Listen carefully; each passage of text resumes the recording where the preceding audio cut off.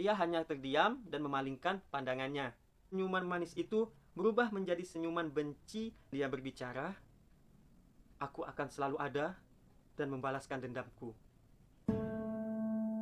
Sukardi Pohon Rindang.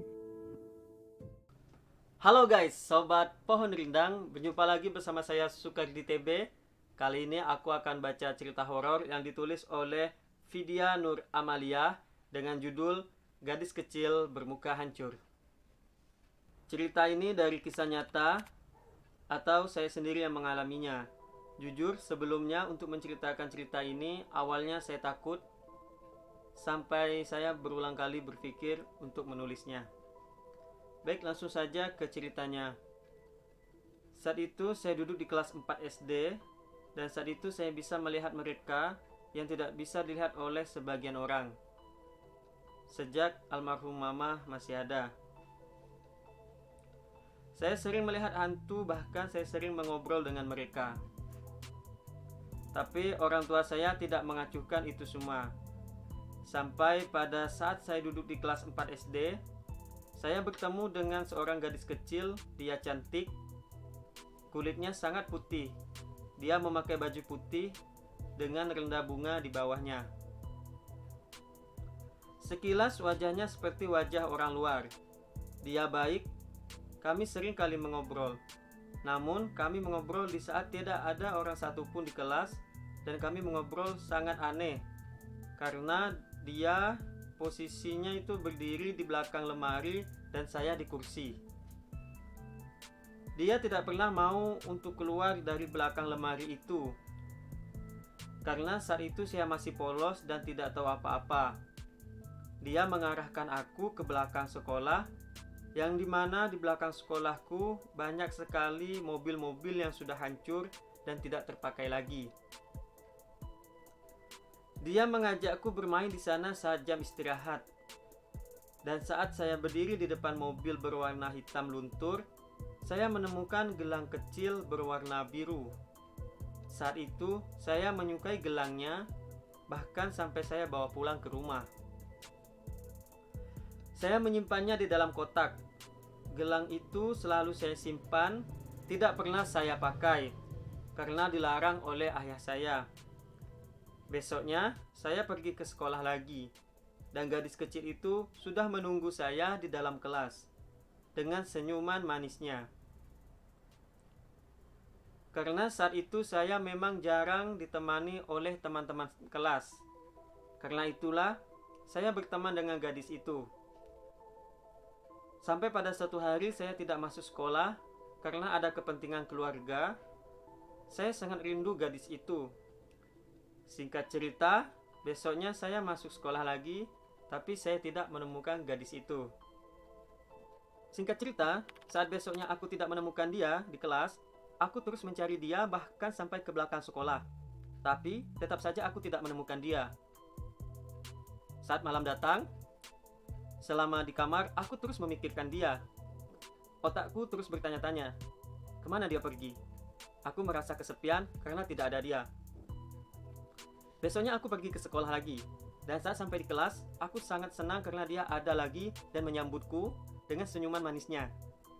Selama pelajaran berlangsung, aku duduk di paling depan dan sendiri.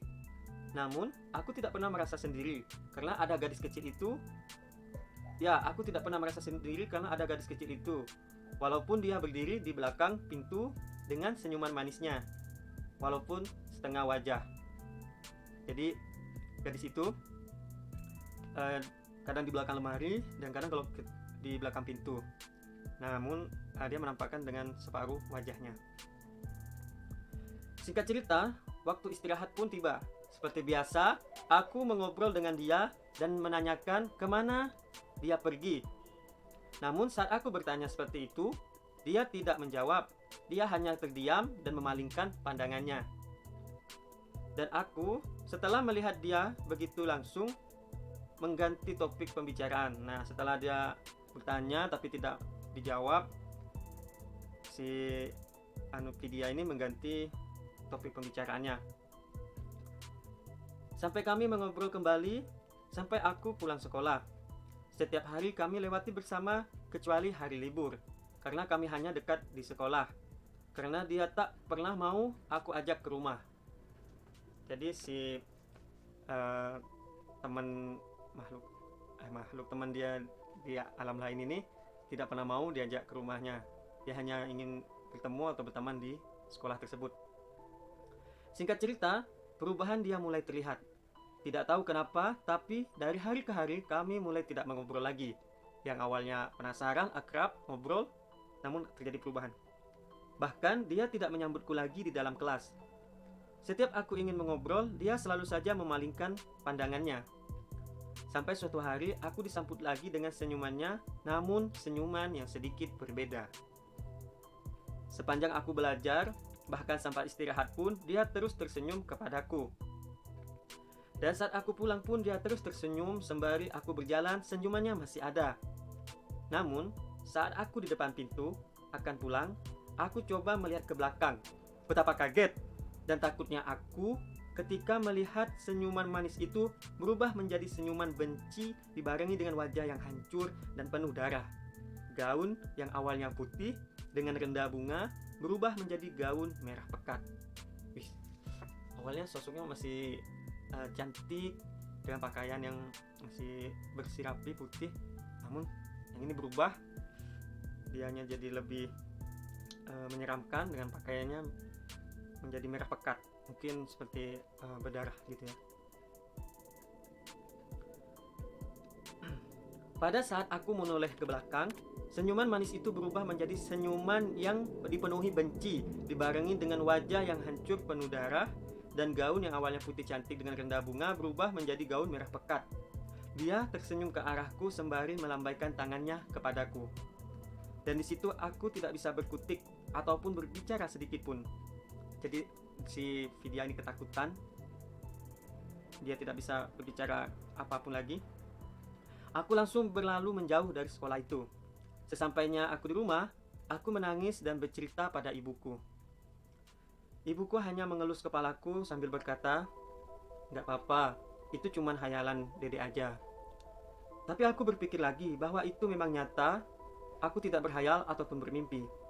Singkat cerita, besoknya aku langsung demam selama 4 hari karena kejadian itu. Dan dari situ aku mulai memutuskan hubungan pertemananku dengan dia dan berjanji tidak akan pernah bertemu dengannya lagi, bahkan mengobrol lagi. Nah, jadi si Vidya ini takut dan tidak mau bertemu dengan dia lagi. Dan ternyata mengapa dia memperlihatkan wujud aslinya padaku, dulu memang pernah ada anak kecil yang tertabrak di depan gerbang sekolahku karena berhubung sekolah dekat dengan jalan raya. Bisa jadi sosok itu wujud dari korban itu ya, tapi mungkin sudah dimasuki oleh makhluk lain berupa jin atau makhluk astral lainnya yang menyerupai wujud korban tersebut. Dan yang menabrak anak kecil itu adalah tetanggaku sendiri. Namanya tidak akan aku sebutkan karena ini privasi. Dan setelah aku menceritakan semua kepada tetanggaku itu, dia langsung pindah rumah dan tidak pernah lagi berkomunikasi dengan keluargaku. Seiring dengan waktu aku tumbuh besar dan aku mulai duduk di kelas 1 SMP, gadis itu menemuiku lagi di dalam mimpiku. Dan dia berbicara, "Aku akan selalu ada dan membalaskan dendamku." Wih, merinding juga ya. Jadi si korban ini apakah mati penasaran dan terus memburu pelaku itu yang tadi katanya tetangga si Vidya? Kita tidak tahu. Seketika aku terbangun dan aku langsung beristighfar karena itu seperti nyata, kata-kata yang membuat aku merinding dengan dibarengi cekikan membuatku takut. Jadi melalui mimpi itu ya. Namun aku selalu berpositif thinking dan berserah diri pada Yang Maha Kuasa. Dan alhamdulillah sampai sekarang, sampai aku duduk di kelas 2 SMA, tidak pernah menemuiku lagi si teman itu. Baik, cerita yang lumayan asik dan ada membuat kita merinding ya. Ketemu teman di sekolah dengan alam lain sepertinya. Baik, terima kasih sudah menyaksikan. Jika kamu punya cerita horor, silakan DM ke @sukarditb. Sampai jumpa, semoga menghibur.